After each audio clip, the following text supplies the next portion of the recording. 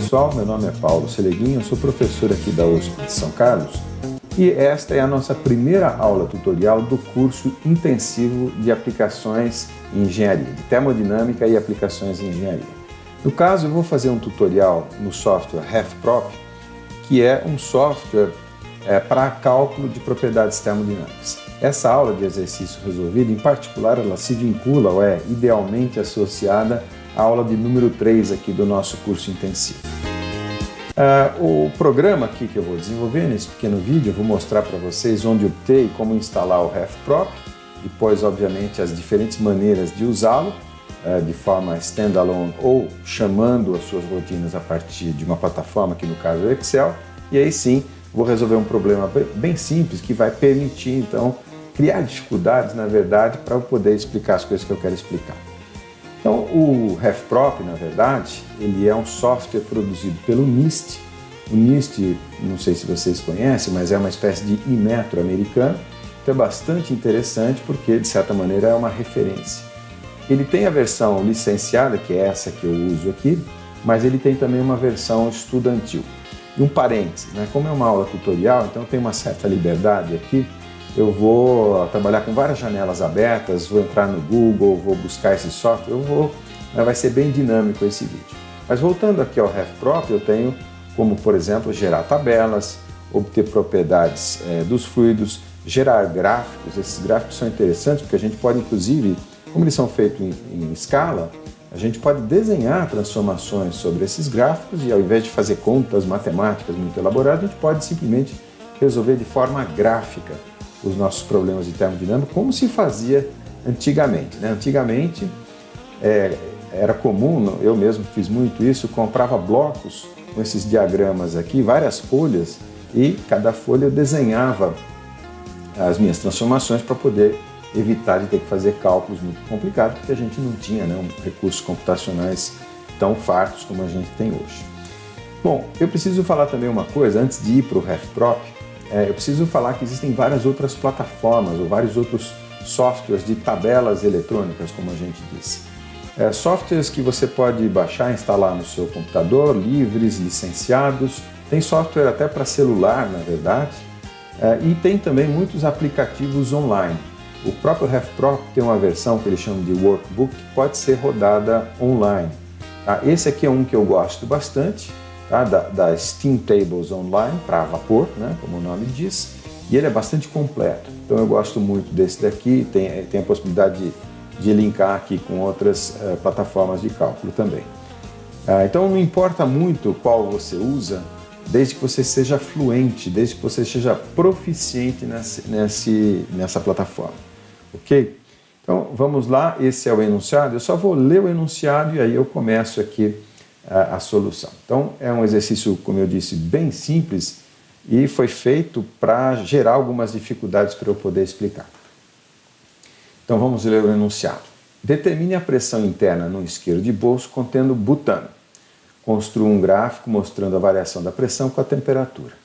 Isso aqui é um professor antigo meu que gostava muito de pedir isso na prova, né? Suponha que só tenha butano, na verdade os isqueiros, né, que a gente compra aí num posto de conveniência, tem uma mistura de butano e propano. E no fim da aula eu vou, inclusive, falar dessa questão da mistura. Mas então suponha que seja só butano e o fato de ele estar no seu bolso, está numa certa temperatura e é possível identificar, né, sendo uma substância pura, é possível saber qual é a pressão. Para isso, obviamente, eu vou usar uma tabela eletrônica ou mesmo uma tabela em papel, mas a ideia aqui é trabalhar com o RefProp. Então, antes de entrar no exercício, vamos ver o RefProp. Eu tenho ele aberto aqui, tá? A versão, como eu disse, licenciada, e eu tenho também uma planilha Excel que eu posso chamar o RefProp, né, fazer cálculos aqui. Então, por exemplo, eu vou zoomar aqui para vocês poderem ver. Então, igual, por exemplo, density, repara que ele já identificou que tem uma função chamada densidade, density em inglês, né, que é a sintaxe.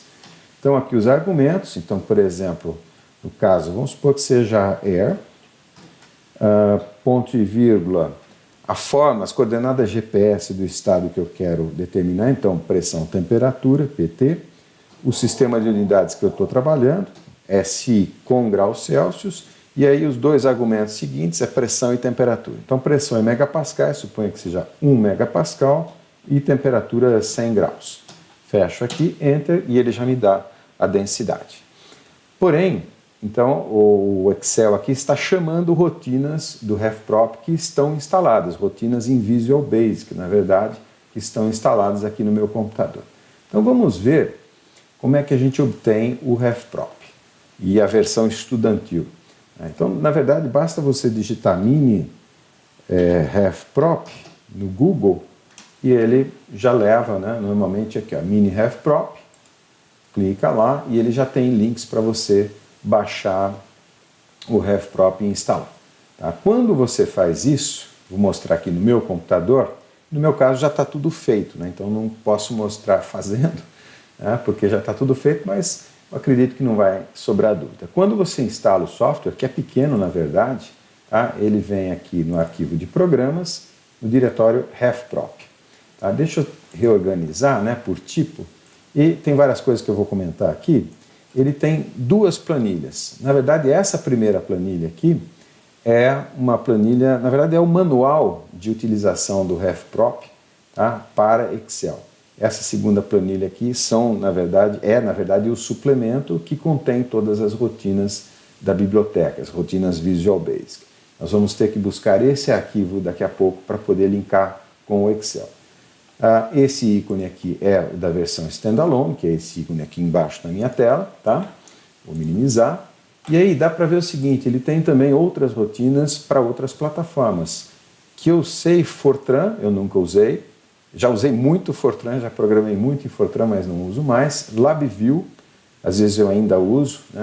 Aliás, o LabVIEW eu uso bastante, mas ainda uso o RefProp dentro do LabVIEW. Bom, Visual Basic eu já falei, Pascal ele tem, e se eu não me engano tem para linkar com o MATLAB também. Eu não tenho muita certeza, mas tem várias rotinas aqui. Correto? Então, como é que eu faço para chamar isso do Excel? Para chamar do Excel, né, para eu poder fazer isso que eu fiz aqui, na verdade a gente tem que ir lá em arquivos, só que a minha imagem vai ficar na frente, eu vou pôr ela do lado aqui para vocês poderem ver. Tá? Então eu tenho que ir lá em arquivos, opções, isso. E aí eu venho aqui nos suplementos. Tá? Nos suplementos aqui eu tenho que adicionar esse suplemento, que como eu disse, no meu caso já está adicionado. Né? Então você seleciona aqui suplementos Excel, ir, e aí, no caso, não apareceria aqui o RefProp, né? Procurar, e aí a gente navega até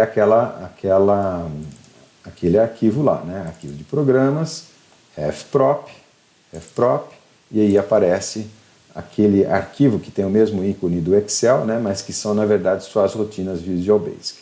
Então, quando você faz isso, OK, eu não vou digitar OK, eu vou digitar cancelar, mas é como se fosse OK. Então, OK, e está feito a associação do Excel com o RefProp. Tá? E uma dica, se você não conseguir fazer isso, não conseguir achar, tem uma outra dica também, que basta você abrir essa planilha aqui. Se você abre essa planilha, que eu falei que é o manual de instruções do RefProp, ela tem várias abas, e inclusive com toda a sintaxe, né? User Information aqui, por exemplo, ficou atrás da minha imagem. Mas então tem as informações do usuário, tá? Exemplos e várias informações sobre a rotina. E aqui eu até vou entrar no editor de Visual Basic, que é Alt F11. Então, Alt F11, abro o editor de Visual Basic e tem todas as rotinas. Tá? Mas se você deixar essa planilha aberta e voltar para a sua planilha, você consegue chamar as rotinas sem ter que fazer essa associação que eu acabei de fazer. Ok? Então, acho que isso termina as explicações aqui, a gente não precisa ser tão detalhista. Deixa eu voltar aqui no meu exemplo, né? Então a gente vai calcular a pressão no isqueiro. Tá? Então como é que é? Agora eu vou, nesse exercício resolvido, eu vou usar a versão standalone, tá? E depois eu uso para fazer o gráfico. Então eu vou ali no Excel, eu vou ali no RefProp, primeira coisa que eu vou fazer é escolher a substância. O default aqui é água, então substância, fluidos puros, tem uma lista grande de fluidos puros aqui. A versão estudantil tem menos, tá? Mas para objetivos de ensino é perfeitamente factível. Então, butano, OK. Tá? E aí eu posso fazer várias coisas. Por exemplo, eu posso construir diagramas, né? Então, por exemplo, pressão entalpia do butano, está lá, tá? Com linhas isotérmicas. Isso aqui eu acho que vocês já viram também em outras ocasiões. Tá? O que eu quero fazer agora é calcular dados numéricos mesmo, não fazer gráficos. Então eu vou, no caso aqui, especificar um estado de saturação. Tá? Vou abrir essa janelinha aqui. Por que um estado de saturação? Então, como eu disse, eu vou e volto ali para a minha apresentação sem muita cerimônia. Tá? Então, o que acontece? No isqueiro, por isso que eu peguei uma foto aqui de um isqueiro transparente, a gente tem, na verdade, o butano na fase bifásica, ou seja, se eu vou tentar desenhar uma coisa parecida com o que seria o diagrama, né, de equilíbrio do butano. Então a gente tem aqui a linha de líquido saturado, tá? Líquido saturado, a linha de vapor saturado, essa linha aqui é a isobárica, né, que é justamente essa pressão aqui da linha isobárica, é que a gente quer calcular. Aqui eu nem falei nada, né? Estou tão acostumado. Temperatura, escapou aqui. Temperatura e entropia. Ok? Então essa linha isobárica aqui é a linha que a gente quer, esse valor de P que a gente quer identificar. Mas, como eu estava dizendo, como eu vejo vapor de butano e líquido de butano, né? Vejo através ali da parede do isqueiro, eu sei que eu tenho uma mistura bifásica aqui. Então eu estou no estado de saturação e é por isso que lá no RefProp eu entro nas tabelas aqui de saturação. Tá? Então tudo que a gente precisa fazer é especificar um único parâmetro. Tá? E então eu vou fazer uma hipótese sobre a temperatura do isqueiro lá no meu bolso. Então digamos que seja 36 graus, Enter, pronto, ele me calcula tudo que eu quero aqui, entalpias, etc., né, do líquido e do vapor, e está lá a pressão, 337,96. Tá? Então, deixa eu voltar na apresentação e mostrar para vocês. Né? Aqui então eu selecionei o butano, e aqui depois eu fiz um gráfico de pressão-volume, tá? Que é o gráfico que a gente viu até aqui. Na verdade, na aula número 3 a gente viu pressão e entalpia também, né? E eu acabei de mostrar por causa do butano. Então o que está acontecendo aqui no pressão-volume, que é duas variáveis canônicas aqui, né? E essas linhas aqui são as linhas isotermas, né? Então, ali na região de superaquecido, a gente tem isotermas que se aproximam de hipérboles, né? Por causa da aderência à lei dos gases perfeitos, e obviamente aqui na região de saturação, a gente tem um trecho, na verdade uma descontinuidade. Tá? De novo, a pressão que eu calculei, está mais ou menos aqui, era 3 e alguma coisa, né? Isso aqui está em escala log, então 1, 2, 3 e alguma coisa. Tá? Mais um ponto importante aqui, repara que eu vou esticar bastante a massa desse exercício, porque eu quero falar de coisas específicas. O que eu estou querendo falar agora? Que esses estados aqui da região bifásica, eles são estados fictícios, estados aparentes, que são na verdade a média. Por quê? Porque o que existe dentro do isqueiro mesmo é butano líquido, e o butano líquido está nessa posição aqui, tá? Isso aqui é a posição de líquido, e então aqui tem, aqui embaixo, né, o líquido e o vapor, nessa parte aqui de cima, tá? E a parte de vapor está nessa posição aqui da linha de saturação. Então, quando a gente calcula uma posição aqui e associa um volume, por exemplo, usando o título, né, a gente está, na verdade, fazendo uma espécie de média ponderada. Qual é a massa de líquido e a massa de vapor. Tá? Então, isso é uma coisa importante para vocês entenderem. É possível trabalhar, fazer inventários de energia, por exemplo, mas fisicamente só tem líquido e só tem vapor, né? Não tem nada misturado aqui. Aliás, eles podem estar emulsionados, né? Fisicamente, essa segregação é por causa da força de gravidade. Tá? Mas, por exemplo, se o isqueiro está sendo agitado, então você turbilhona tudo lá dentro e aí não, né, destrói aquela segregação. Vamos em frente aqui. O passo seguinte, porque ele pede para fazer um gráfico mostrando a variação da pressão com a temperatura. Então agora eu vou mostrar uma outra funcionalidade, que é gerar tabelas ali com o RefProp. Né? Então eu vou voltar ali no RefProp, vou até fechar isso aqui para não ficar muito, né, atrapalhando, e eu vou então calcular ou tabelas de saturação ou tabelas de propriedades constantes. Até não me lembro exatamente como é que é pedido, né? Deixa eu voltar aqui. Então ele pede, né, um gráfico mostrando a variação da pressão com a temperatura. Na verdade, então, é que eu vou mostrar as duas coisas e vou usar uma só para satisfazer o enunciado. Eu vou primeiro, então, tabelas de isopropriedades, não é essa que a gente vai usar, mas eu só quero mostrar. Então vamos supor que eu queira calcular a variação da pressão, eu quero manter constante a pressão, tá? E quero variar, por exemplo, a temperatura. Então digamos que eu tenho uma pressão de 1 bar para o butano e eu quero isso de... Estou pensando em colocar na região de superaquecido. Então, de 100 a 300 graus, variando de 10 em 10, ele gera uma tabela para mim. E aí, sim, eu quero mostrar uma coisa para vocês. Se você fizer isso aqui, Ctrl+C, ou selecionar uma coluna, por exemplo, tá?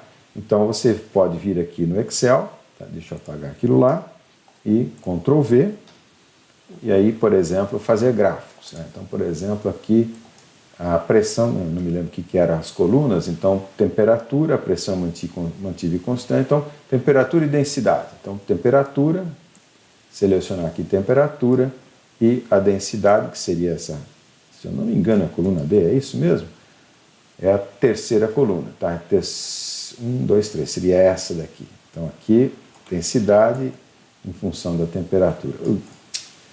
Me atrapalhando aqui. Tutorial, eu tenho uma certa liberdade de fazer as coisas de maneira atrapalhada, né? Então, por exemplo, eu posso fazer um gráfico, repara que é quase uma hipérbole, né? Por quê? Porque nessa região está aderindo à lei dos gases perfeitos. Ok? Deixa eu apagar tudo isso daqui, porque depois a gente vai usar para outras coisas. Vamos voltar ali no exercício, né? Então, mostrei a geração de uma tabela de isopropriedade, no caso uma isobárica, mas não é isso, porque o meu butano não está na região de superaquecido. Ele está, na verdade, na região de saturação, então é uma tabela de saturação que eu vou calcular, né? Então eu abri aqui e quero, por exemplo, variar, ele pede, vou voltar sempre para o enunciado, sempre que eu esqueci aqui, construir um gráfico mostrando a variação da pressão com a temperatura, tá? Então eu vou variar a temperatura, né? Então, eu vario a temperatura, por exemplo, aqui não importa muito, né? De 0 grau até 150, de 5 em 5. Tá? Então, gerou uma tabela grande, né? E aí eu vou relacionar aqui temperatura e pressão, essas duas primeiras colunas. É possível selecionar só as duas primeiras também. Então, vamos lá, Ctrl+V, tá? E eu quero fazer um gráfico com as duas primeiras colunas, inserir gráfico. Tá? Então, lembra, a primeira é temperatura, a segunda é pressão. Eu vou inserir na forma de pontos. E aí, por que eu fiz isso nesse exercício? Vamos supor que eu precisar usar isso daqui num processador, numa CPU para um equipamento eletrônico, né, uma CPU que vai embarcada num equipamento eletrônico. Então, eu não posso usar o RefProp. Não tem problema, eu venho aqui, obtenho esses dados e vou aqui, por exemplo, adicionar uma linha de tendência. Tá? E eu vou formatar, por exemplo, eu vou pegar uma polinomial, repara, um polinômio de ordem 2 já aproxima muito bem aqui esse gráfico, né? Então eu posso gerar polinômios, né? Se eu botar um terceiro grau aqui, melhor, né? Quer ver? Então vamos lá. Então vou botar um terceiro grau, opa, só que aqui eu preciso aumentar um pouquinho minha janela, terceiro grau, repara que agora já está aderindo bem. Ou outra forma matemática qualquer. Mas eu estou exemplificando aqui só, é uma maneira, né, de computacionalmente barata, é um polinômiozinho ou uma outra função, para poder calcular essas propriedades termodinâmicas em situações muito específicas como essa, por exemplo, um robozinho, né, que vai com essa CPU embarcada. Ok? Então, deixa eu voltar aqui para o enunciado, para não me perder, gerei a tabela, né, e aí faço o gráfico ali como eu mostrei para vocês, tá? Inclusive, eventualmente eu posso até fazer aquela curva de tendência para usar. Ok? Então, o exercício era mais ou menos isso, tá? Eu só queria ir um pouquinho a mais, né? Como a gente diz aqui em São Carlos, um plus a mais, e falar do caso real. E aí eu chego, inclusive, numa aplicação real, né? Que vocês vão ver, acompanhem comigo. O que eu quero fazer, na verdade, eu vou modificar o enunciado, né? Eu quero mostrar uma coisa que eu não falei ainda, a gente está na altura da terceira aula, e eu não falei de misturas. Misturas é um assunto que vem lá no fim do curso, na verdade, mas eu já posso começar a mostrar para vocês. Tá? Então, e eu tinha começado dizendo o seguinte, que na verdade o isqueiro ele tem uma mistura de butano com propano. Tá? Então vamos ver, assim, sem muito formalismo, como seria o trato aqui, usando o RefPro para tratar de mistura. Tá? E suponha, eu coloquei em vermelho aqui, o que seria a alteração do exercício para incluir essa história da mistura. Com uma observação importante, né, eu estou falando isso, embora o mini RefProp, né, a versão estudantil aberta, ele não permite trabalhar com misturas diretamente. Você até pode criar funções e tal, e vir a fazer misturas, trabalhar com misturas, mas numa planilha aumentada, digamos assim. Aí eu não recomendo muito, não é melhor ou usar a versão licenciada ou usar uma outra biblioteca que permita trabalhar com misturas. Tá? Então, e uma outra coisa aqui que eu quero mostrar para vocês é a possibilidade de trabalhar em diferentes bases. Esses gráficos, né, esses quadros que eu deixo aqui nas transparências, servem de referência para mim. Então, vou voltar no RefProp, deixa eu fechar aqui, e eu não quero mais trabalhar com butano puro. Então, eu quero trabalhar com uma mistura de butano e propano, e ainda eu quero trabalhar em base molar. Então, na verdade, eu venho aqui, olha, eu venho em unidades, tá? E aqui eu escolho as unidades com que eu quero trabalhar. Então, graus Celsius, bar, e aí tem uma coisa aqui à direita, tá? O default é trabalhar em base mássica, ou seja, se eu calcular uma entalpia, por exemplo, é kJ por quilograma. Em algumas situações é interessante trabalhar em base molar, ou seja, ao invés de usar por quilograma, né, calcular as propriedades por mol daquela substância. Perdoem aqui, estou só cuidando da minha voz, porque todos os dias, né, eu estou gravando e transmitindo essas aulas. Mas então, voltando, né, eu quero trabalhar em base molar, em algumas situações é interessante trabalhar em base molar. Vai ser importante lá no fim do curso, por exemplo, naquelas aulas em que eu vou calcular a temperatura de combustão e coisas do tipo, tá? É mais prático trabalhar em base molar. Então, seleciono base molar, ok, tá? Era uma coisa que eu queria mostrar, e aí eu quero mostrar para vocês a criação de misturas. Então, por exemplo, ele tem algumas misturas pré-definidas, eu vou clicar aqui, que é, por exemplo, tá vendo, ar e diferentes fluidos frigoríficos aqui e algumas outras que eu mesmo não conheço. Tá? No caso do ar é uma mistura, né? O ar, vou até clicar em ar para mostrar para vocês. Ele reclamou alguma coisa, mas eu venho aqui, Fluid Information, por exemplo, ele dá as propriedades da composição, no caso aqui dessa mistura. Então esse ar teórico que eu selecionei, ele tem alguma coisa como 78% de nitrogênio, 20,9% de oxigênio e 0,09% de argônio, nem tem o CO2. Tá? Então, no caso, a gente vai definir uma nova mistura, tá? Butano e propano. Então eu seleciono lá butano, depois propano, propane, tá? Add, ok, né? E agora ele vai pedir as frações molares. Eu não me lembro direito.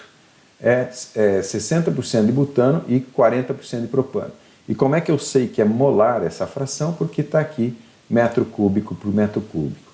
Uma observação, obviamente, né, a fração mássica ou molar, ela em si não tem unidade. Mas ela não tem unidade porque elas se cancelam. Tá? Metro cúbico cancela com metro cúbico. Então, às vezes eu gosto de colocar assim porque é um indicativo se é fração volumétrica, né? Volumétrica e molar é a mesma coisa, na verdade, elas são equivalentes. Né? Então, se é uma fração volumétrica ou mássica, eu indico dessa maneira, porque eu só falar 40%, em princípio eu não sei se é mássica ou molar. Né? Então, voltando aqui, né, deixa eu voltar, é 60% de butano e 40% de propano. Então eu venho aqui no butano, 0,6 e 0,4. Né? Ok, está pronta a minha mistura. Posso fazer exatamente o que eu fazia, por exemplo, um diagrama pressão-entalpia, né? Exatamente o que eu fazia com os outros graus. Mas já apareceu um negócio interessantíssimo aqui, até não tinha pensado muito nisso. Repara o seguinte, olha as linhas de saturação. A gente viu na aula 3, né, que quando a gente tem, para uma substância pura, quando a gente tem a mudança de fase, a temperatura permanece constante. Essa linha aqui é uma isoterma no diagrama no pH, tá? E ela permanece constante se a substância é pura. Aqui ela não permanece constante. Isso é um negócio interessante e meio contrassensual, né? Porque a ideia, como eles têm pontos de ebulição diferentes, a ideia é que se você for aquecendo, por exemplo, tá? Primeiro evapora o mais volátil e depois evapora o menos volátil. Não é assim. Isso que eu vou mostrar nesse exercício aumentado. Então deixa eu voltar aqui para o PowerPoint, né, e seguir o meu roteiro. E lembra, isso daqui é uma parte aumentada do exercício, é um plus a mais. Então eu estava mostrando para vocês, né, ali eu mostrei no pH e aqui eu estou mostrando como oficialmente, né, a gente só trabalhou com as variáveis canônicas, então eu refiz aquele gráfico no pressão, volume, e aí a isoterma aparece aqui. É a mesma coisa, né? Ela deveria ser horizontal, quer dizer, a temperatura deveria ficar constante, mas não fica porque não é uma substância pura, é na verdade uma mistura. Então vamos imaginar o seguinte, vamos imaginar que a gente vem, por exemplo, vem diminuindo a pressão do isqueiro. Então eu compro o isqueiro vem lotado de líquido. Acho que eu vou até dar um zoom aqui para visualizar melhor ali o negócio. Então a gente vai lá e compra o isqueiro vem com líquido até a boca. Tá? Então o que acontece? Tá? Ele está na linha de líquido saturado a alta pressão. Tá? Então ele está aqui, praticamente só líquido, não tem vapor. Na medida em que a gente vai usando o gás, a pressão interna vai caindo, né? Então, digamos, o que seria o ponto da mistura aparente, ele vai, quando eu compro o isqueiro, ele está aqui, né? E a pressão interna é 7 bar, tá? E aí, quando a gente usa o isqueiro, a pressão vem diminuindo, né? Vem diminuindo, até quando o isqueiro está no fim, né? Que só tem um restinho de líquido ali, a pressão, então, tem praticamente só vapor dentro do isqueiro e a pressão caiu para 4 bar. Tá? Então, isso aqui de 4 a 7 é a pressão de uso do isqueiro. Tá? Então, por isso que aquela pergunta feita no primeiro enunciado precisou de especificar que era butano puro. Tá? Por quê? Porque aí, então, a temperatura é constante e não importa, aliás, a temperatura é constante e a pressão também é constante. Toda energia, na verdade, é usada para mudança de fase. Correto? Então, a gente pode fazer a mesma coisa e fazer gráficos, né? Vamos supor que eu quisesse fazer um gráfico nesse caso. Então, por exemplo, eu posso gerar uma tabela de propriedades. Né? Então, aqui, por exemplo, fixei em 36 graus. Acho que agora eu não preciso nem voltar no RefPro, porque vocês já entenderam. Né? Então, criei uma tabela de isopropriedade, né? E, então, temperatura 36 graus e, por exemplo, variei a pressão. E aí ele calcula tudo para mim. Mas olha que interessante, ele calcula, por exemplo, por espécie da mistura. Né? Tanto os volumes quanto pressões, mas, por exemplo, aqui até as frações molares. Então, a fração molar do butano e do propano é dentro da região aqui de líquido, né? Então 0,604 seria essa região aqui, tá? Contrário, eu falei líquido, aqui é vapor. Né? É fácil eu ver porque eu posso pedir para ele me dizer. Né? Então aqui eu tenho vapor superaquecido, a fração 0,604 não muda. Aqui embaixo eu tenho, aqui eu já marquei, né? Cheio e vazio. Estou vendo as marcações que eu fiz. Aqui embaixo, então, eu tenho líquido, a fração não muda. E na região bifásica, eu tenho, olha que interessante, as frações molares elas vão mudando eventualmente. Tá? Isso mostra, né? Por isso que quando a gente, por exemplo, gás de cozinha, que é a mesma coisa, né? GLP, então, lembra, quando o gás está no fim, o que acontece? Muda a cor da chama. Tá? Não é exatamente porque, né, vai mudando a composição, é porque tem outros componentes ali que acabam sendo arrastados, né, junto com aquele último suspiro do gás, né, mas é uma coisa parecida, está mudando a composição ao longo da evaporação. Vou voltar um slide, tá? Ou seja, quando a gente vem, né, do início ao fim, tá? Aqui é 0,406, aqui é 0,406, tá? Mas a composição do que seria a fração líquida da fração vapor, ela vai mudando, tá? Como está mostrando aqui, tá vendo? É possível calcular isso aqui, né? De superaquecido até subresfriado, ou líquido comprimido. Então, só para mostrar aqui para vocês um ponto em particular, como eu disse, aqui o isqueiro está cheio, né? Na concentração 40-60. Tá? Na medida em que eu vou usando, a pressão vai caindo. E vamos supor, lembra, isso aqui era de 4 a 7 bar. Vamos supor que eu quisesse perguntar, mas qual é a composição a 6 bar? Né? O isqueiro está quase cheio, né? 6 bar a 36 graus. Então, olhando aqui, eu tenho o líquido está nessa posição, então essa fração de líquido está nesse ponto aqui, merece até fazer um destaque, tá? Então, repara, esse ponto aqui, eu vou até desenhar um quadrado, né? Esse ponto aqui é a mistura como um todo, tanto a fração líquida quanto a fração vapor. Então, é a mistura como um todo, tá? E como um todo é sempre 40-60. Agora, a composição da mistura no líquido é diferente. Então, quando eu olho lá, isso está lá na tabela, né? Então, vou voltar, tá vendo? Então, por exemplo, se eu pego aqui 6 bar, que eu destaquei em amarelo, eu tenho essas composições que estão mostradas aqui em amarelo, tá? No líquido, tá? E no vapor. Então, voltando aqui para interpretar aqueles dados, não é? Eu tenho essa composição no líquido. O líquido está sempre na linha de líquido saturado. E o vapor está sempre na linha de vapor saturado, tá? Então eu determino ali as composições, tá vendo? A composição do vapor é 42,58, aqui arredondando, né? E 68,32. Por isso é que eu falei que quando a gente está no fim, né, a gente está eventualmente queimando numa composição diferente. E é por isso, inclusive, que é comum a gente ter alguns tipos de pescadores, né? Vou desenhar aqui o tubinho que vai aspirar, às vezes ele tem várias entradas aqui, uma entrada em cima e uma entrada embaixo, para poder pegar um pouco de líquido e um pouco de vapor e sempre enviar 40-60 ali para o uso, né? No caso para acender a chama. Okay?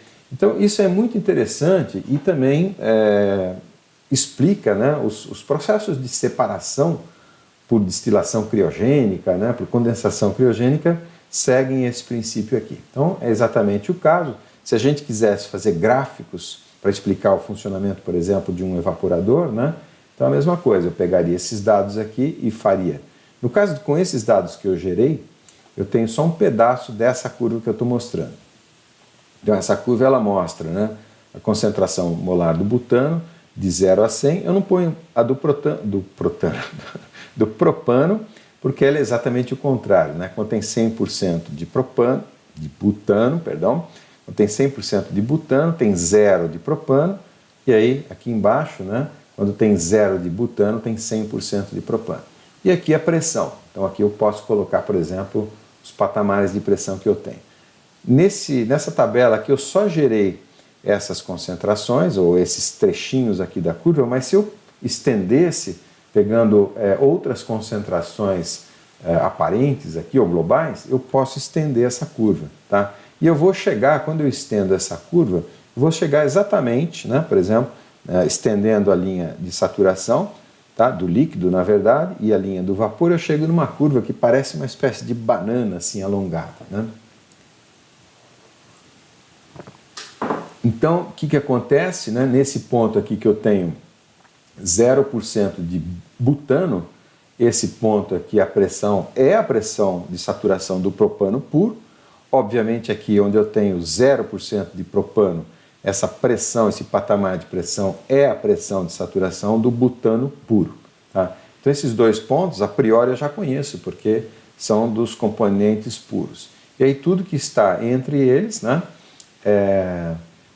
responde por essas diferentes misturas aí. E como é que funciona, por exemplo, um separador, né, como eu estou mostrando aqui, por liquefação fracionada? Vou mostrar um diagrama aqui bem simples, né? Imagina que a gente tem uma mistura de um fluido A e um fluido B, eu vou refrigerar, né? Então removo um pouco de calor, tá? E aí promovo aquela alteração, né? O mais volátil tende a ficar, digamos que o A seja o mais volátil, então, ou seja, mais difícil de condensar.